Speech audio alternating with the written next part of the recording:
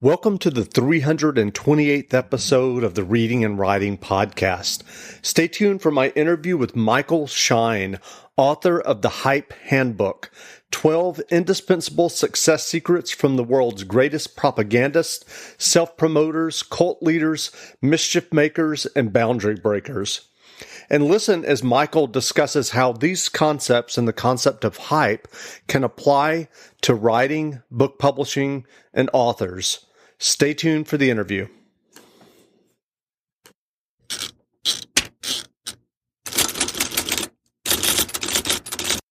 Welcome back to the Reading and Writing Podcast. My guest today is Michael F Schein, author of The Hype Handbook, 12 Indispensable Success Secrets from the World's Greatest Propagandists, Self-Promoters, Cult Leaders, Mischief Makers, and Boundary Breakers. Michael, welcome to the podcast. It is a real pleasure to be here, Jeff. Great. Well, can you tell us the impetus and backstory on why you decided to write your new book, The Hype Handbook? Sure. It's a bit of a mouthful, this story, so cut me off if it gets too long. You know, I had always wanted to be a writer, and I now own a marketing agency, but that was never the plan. I never wanted to be involved in business in any way. And I wanted to write novels, which is why I'm so excited to be here. I'm in really great company. I wanted to play in bands and write songs. And after college, I did. I played in a band, and we were very theatrical. And we used to raise all kinds of antics and mischief to get attention. So we got ourselves onto Showtime at the Apollo because we knew we would be booed off. So that got us a lot of coverage. I used to dress as a nun on stage, which got us on the cover of New York Press. So we used to sell out clubs and have a little bit of success, considering that I'm not a very good singer. And eventually, though, it didn't work out, and I got a corporate job, and I was there for years until I was very miserable. And I eventually left, and I became a freelance copywriter. And I figured that because I was a good writer, business would just kind of drop in my lap and I would have a new career. And that didn't happen at all. I had about a year's worth of savings. I burned through it all. I was in really bad financial shape. I had an infant at home. And so after reading every traditional sales and marketing book and getting nothing out of it that actually turned into money, meaning a way to make a living, I thought back in desperation to when I was in that band and how we never thought of it as marketing, but we used to just sort of raise a ruckus and do creative things to get attention. And I said to myself, is there something there? Maybe the best marketers aren't really marketers. Maybe they're these kind of benevolent mischief makers and even not so benevolent mischief makers.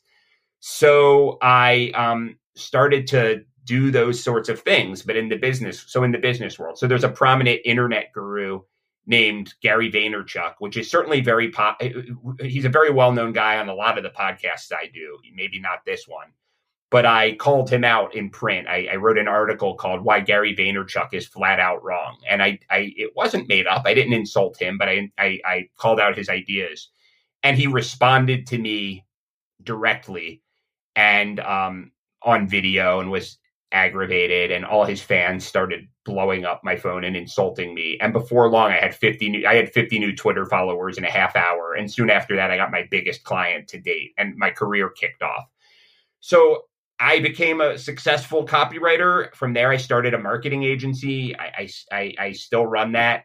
And I just realized that there's this realistic form of driving emotion around your ideas and your products and your art that most people either don't want to or don't have the knowledge to tap into. And I call it hype instead of marketing, which I define as any activity, positive or negative, that drives a lot of attention to get people to do what you want them to do.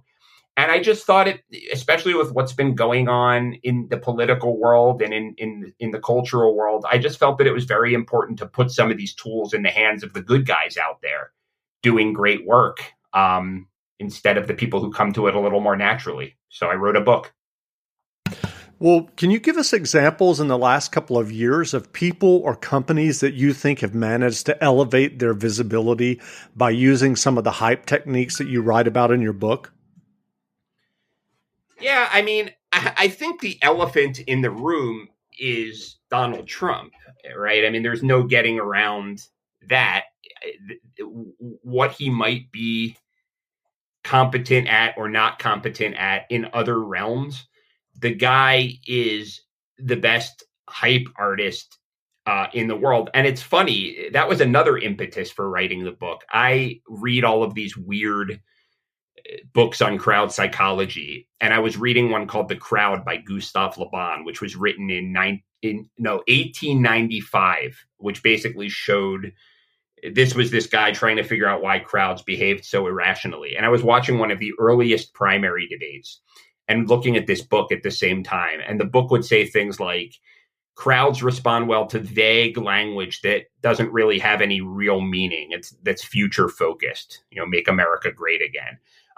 Prestige is really important for crowds to see, external signifiers of prestige. When there's no prestige, money will do.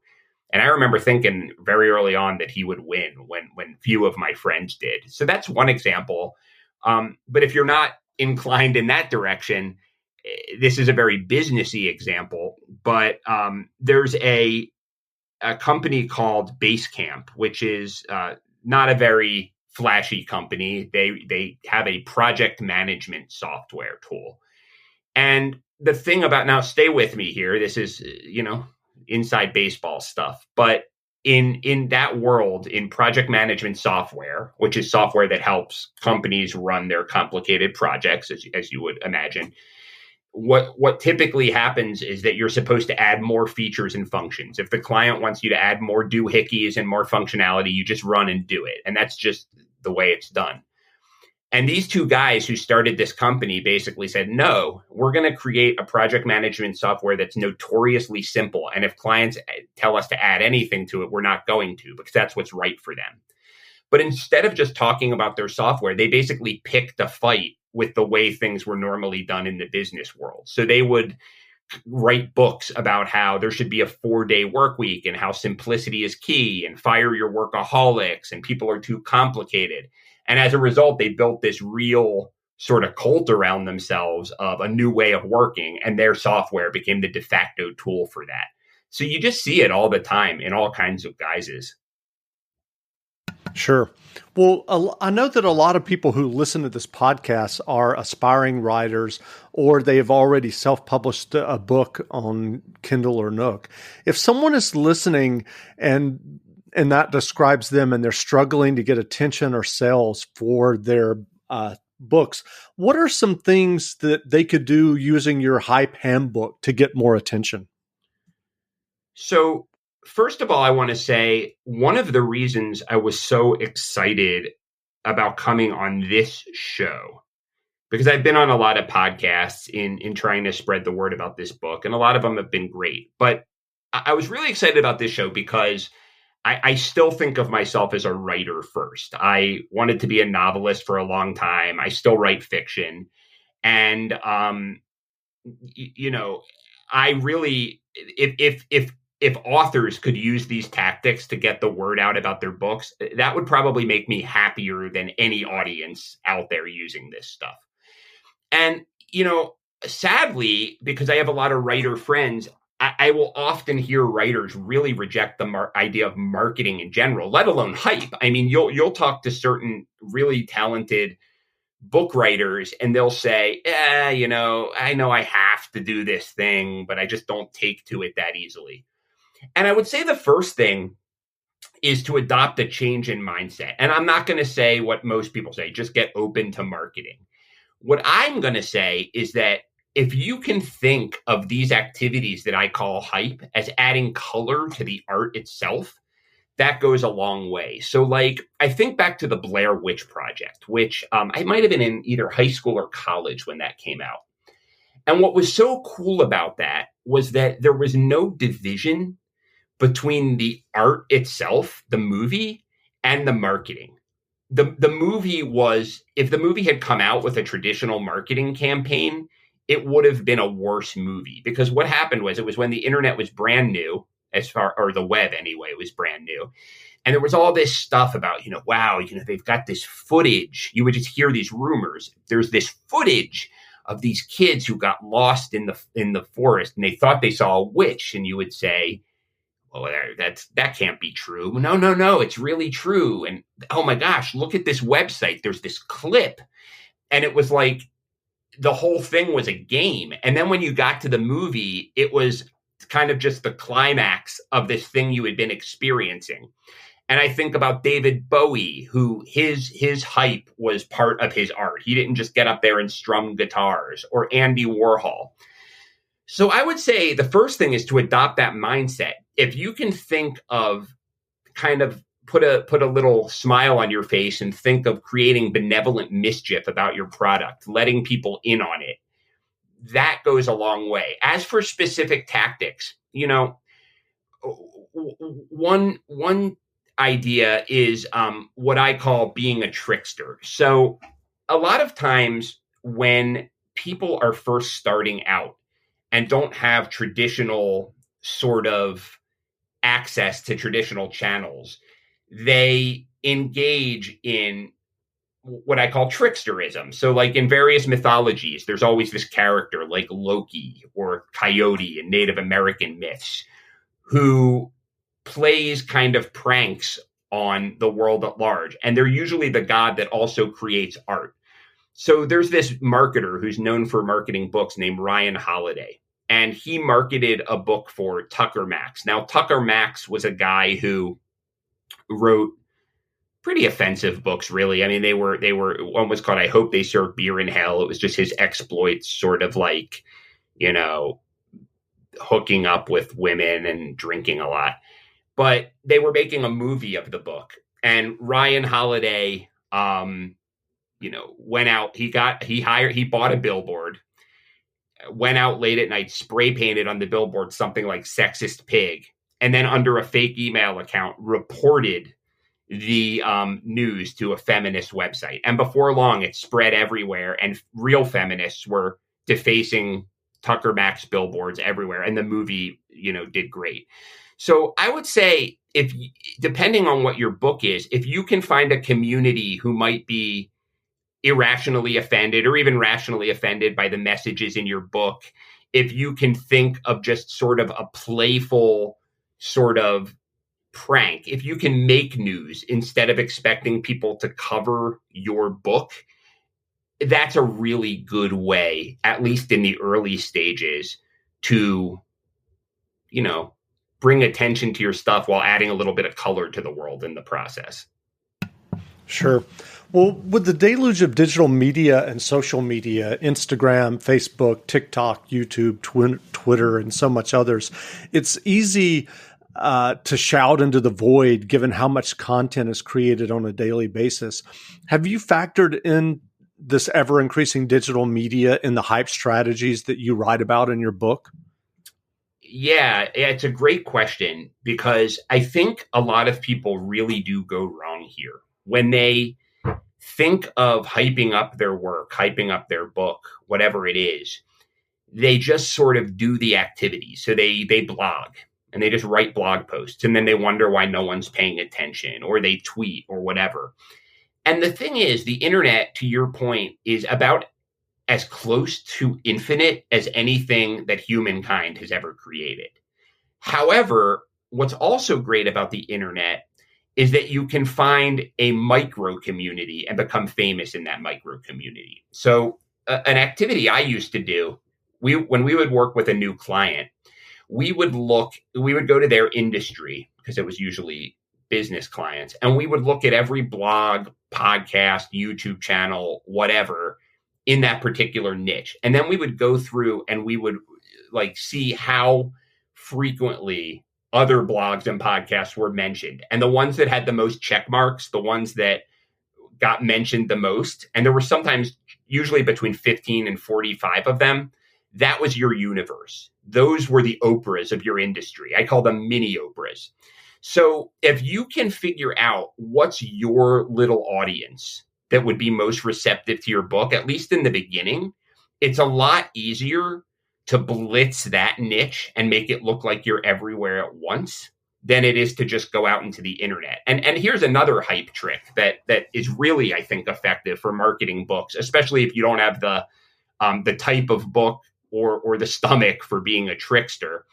If you can find those 15 to 30 to 40 mini Oprahs in your niche, and these are not Oprahs. We're all trying to get on Oprah as authors, but that's really tough to do. But it's not so tough to connect with a mini Oprah.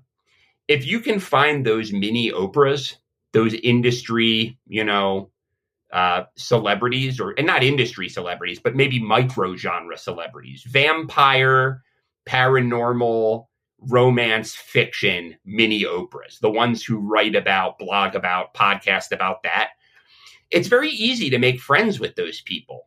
Go on social media and monitor them for a while. And once you see something human that you can connect about, that's not about trying to get something from them, connect with them, become their friend. And then when it's time to spread the word, it's a lot easier to get someone who already has 100,000 person following to spread the word about your book than it is to build those readers one by one. You'll really accelerate your process doing that. Yeah, that's really great advice. In the subtitle of your book, you mentioned cult leaders. Some people recoil from a discussion of cults, obviously because of some of the violence and behavior that's associated with some cults. Personally, I'm fascinated by cults. Recently, I watched the Heaven's Gate documentary. Welcome to Virtual Meditation with Shiloh. Hello? Today we're working on forgiving ourselves for not knowing the difference between upload and download speeds before getting cable internet. That's oddly specific. Repeat after me. I am not my cable internet. Wait, I don't have cable. I'm not a bad... If my video calls, more like video stalls. Hey, Shiloh, there's something... I will get AT&T fiber. And I will switch classes until you do.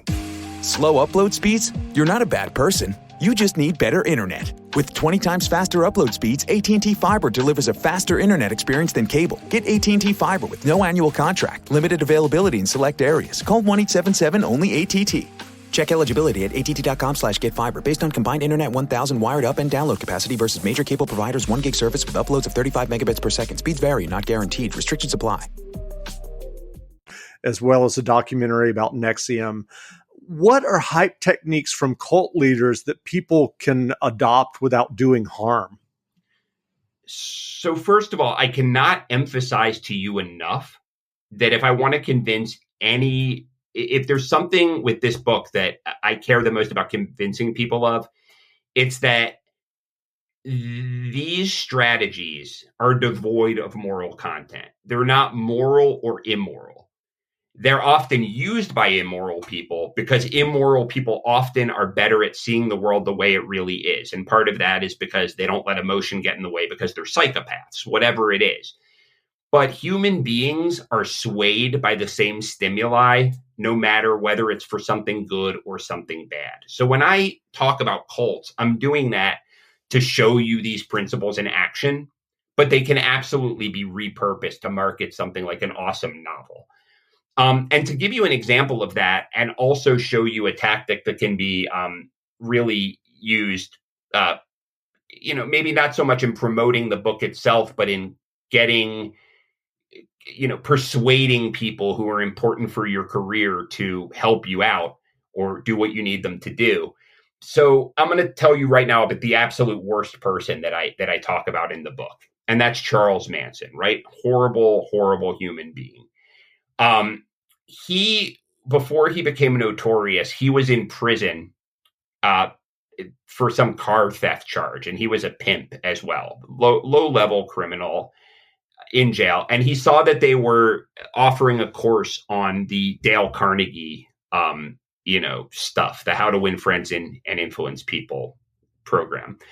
And he took that course and he became their top student.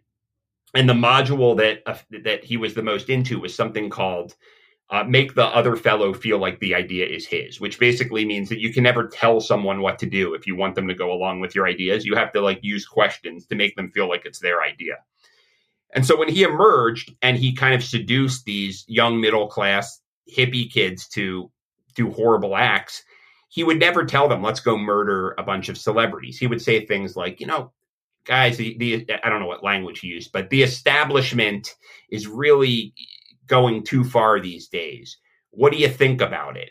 And he would listen to their proposed solutions and then say, well, I don't know about that. What do you think about this? And he knew exactly where he wanted them to go.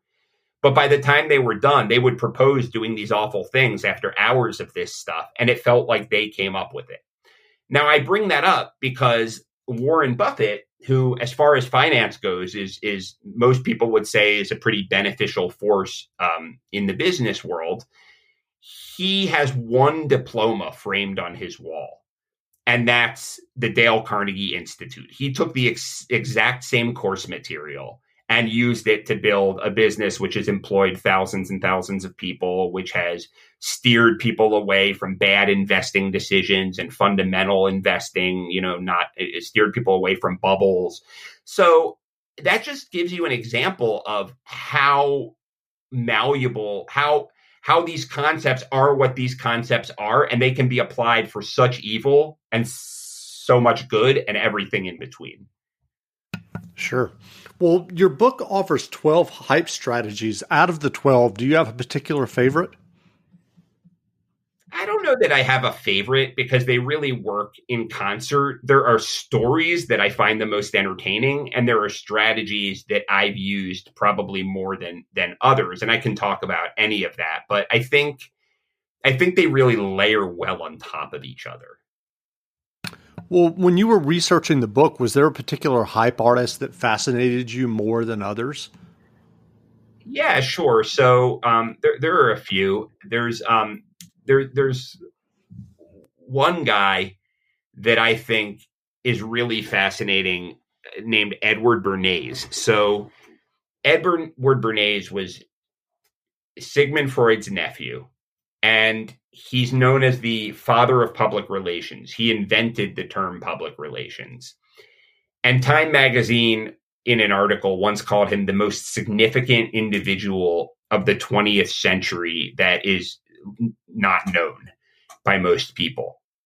So this guy, and I'm not a big conspiracy theory guy, but this guy makes you second guess yourself. He is responsible almost single-handedly for making it not a taboo for women to smoke in the 20s. He put together a thing called Torches for Liberty, where suffragettes and people in the early feminist movement would light up cigarettes to show that they were free women. And he did that for Lucky Strike. He engineered a coup in Guatemala on behalf of the United Fruit Company. And the story that I think is the most entertaining and interesting is so before the 20s, Americans didn't typically eat bacon for breakfast. Bacon and eggs weren't really the quintessential breakfast that they are today.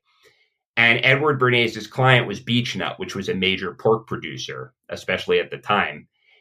And so Edward Bernays, speaking to my earlier in the interview, my idea about building a network underneath the surface, he had this connection with this very powerful and influential physician. And he somehow got this guy to commission a quote unquote study, which the influential doctor distributed to 5,000 physicians. And it said that bacon is the perfect breakfast food from a health perspective because it replaces the energy you lose during sleep. So without any advertising, every doctor in America started recommending bacon to their patients, and, a tradition was born. So that guy was fascinating to me.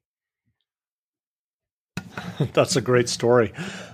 If someone hasn't ever worked in sales or marketing and they're listening to this, as we said before, maybe a fiction writer who's written a novel, and this person is someone who kind of loathes the tactics of the worst kind of salespeople, like car salesmen, for example, is there a way for that person to feel more comfortable with using hype tactics? I mean, I can't speak for other people. I think some people have their minds made up, but I can give you my own shift in perspective, and we can go from there. So the first thing is, I think car salesmen and straight ahead salesmen like that, especially in the internet era, are bad salespeople.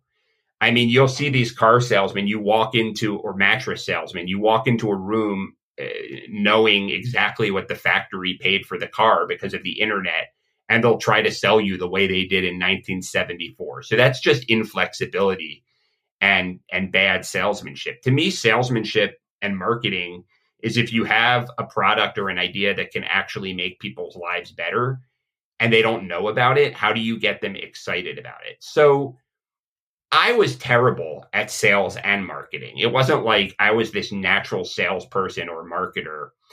I had some of those same ideas, in fact. I mean, when I played with the band and you would ask me, do I like sales? Would I want a sales role or a marketing role? I would say, no way. I mean, that's horrible, However, I was doing marketing, quote unquote, all day long. When I mischievously got us onto a show that I knew we would be booed off because I knew we would get attention, or when I got all of the cool kids on the Lower East Side to invite all of their friends to sell out Arlene's Grocery on a Wednesday night and then promoted that to the press as we're a popular new band, that was, I guess, what a lot of people would call marketing. And that's why I use the word hype, because in hip hop, there's a hype man who is usually part of the group. They rap, but they're also in charge of the street teams, putting the Wu-Tang stickers all over town, whatever. They're in charge of getting the crowd worked up. And no one in that community finds that distasteful in the hip hop world. And I think maybe that's because of its origins. It comes from, the South Bronx, which was very poor and disadvantaged. And you didn't have the luxury to say, I don't like sales and marketing. It was, we're going to do whatever we have to do to get an audience for our art. And we're going to have fun doing it. And we're going to make sure the audience has fun doing it.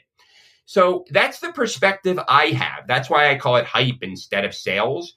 Ultimately, you just have to decide if you're comfortable with that. If you're not, that's up to you. And that's cool. You probably will have a harder time being successful. Your life will be a little more like a lottery, hoping someone chooses you. And I don't know. I find that very stressful. Sure. Well, you mentioned your fiction writing earlier. Are you still writing fiction? I am. When I worked at my corporate job, I got up every morning at 5 a.m. as, the old saw goes, and I would write fiction. And people used to say to me, you're so disciplined. And I wasn't. It was just like the only hour of the day that I could stand. And then when I was all into that, I read an article in Writer's Digest that actually told me about the kind of copywriting I ended up doing. So that was fortuitous. However, when I started my business, I had an infant as well.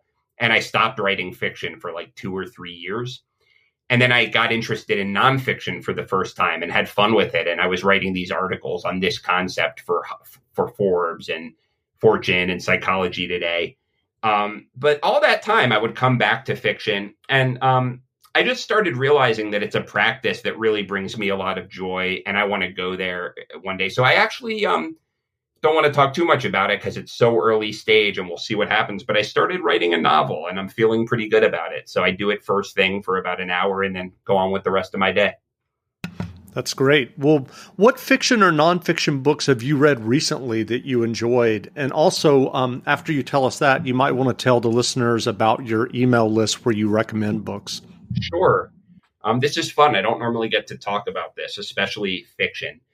I recently discovered, believe it or not, Kazuo Ishiguro, who I have really liked. So I tore through a couple of his books, one after the other.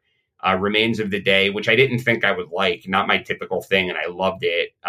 Never Let Me Go, Artist of a Floating World, and The Buried Giant, which I loved. I started The Unconsoled, and I'm having a hard time getting through that one. But, he's great. There's a writer named Victor Lavalle who I love. Have you heard of him at all? I have not. Nope. Yeah, he's great. He's this guy from Queens.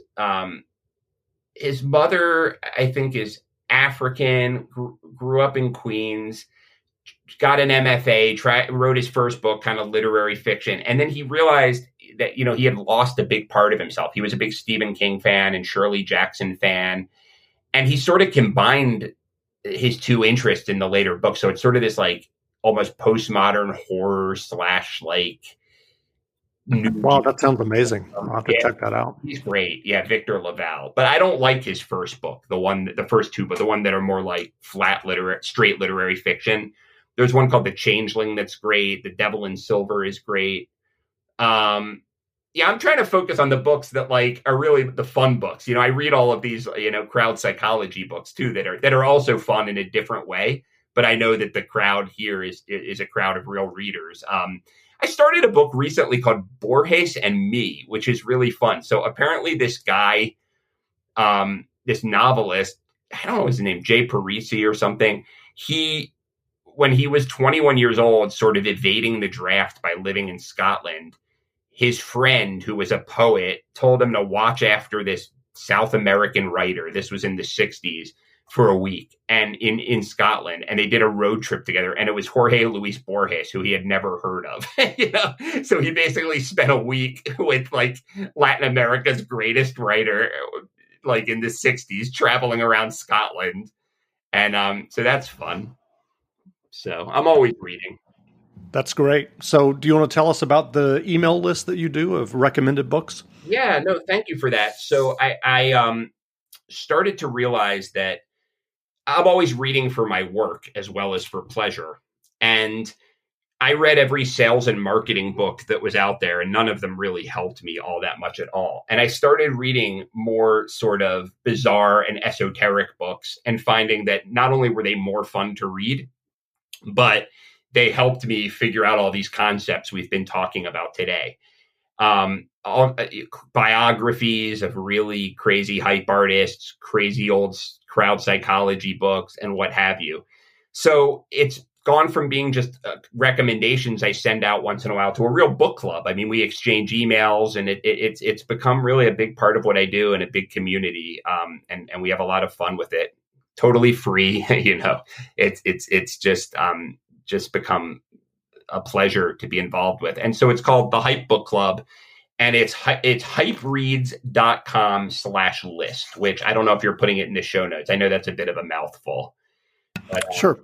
I'll add it to the show notes. That's fine. Yeah. So where can people find you online if they want to learn more about you and your book, The Hype Handbook?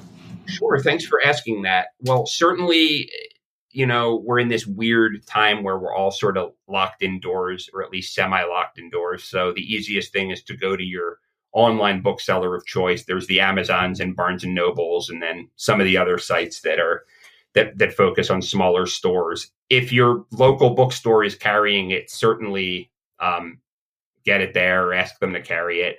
In terms of me, probably less applicable to the fiction reader, but my company is microfamemedia.com. So you might want to check that out. And then the book list. Oh, also, I have my own website these days. I forgot because I never had one because it was always about the business. But I have an author page, which is michaelfschein.com, spelled Schein. So there's some fun stuff on there as well. Great. Well, again, we've been speaking with Michael F Schein, author of The Hype Handbook, 12 Indispensable Success Secrets from the World's Greatest Propagandists, Self-Promoters, Cult Leaders, Mischief Makers, and Boundary Breakers. The book is on sale now, or will be on sale in early January. What's the exact date? Yeah, it's January 12th is when it's. Great. So January 12th, but you can pre-order it now. And Michael, thanks for doing this interview. This was an absolute pleasure. I really enjoyed this, Jeff. Great.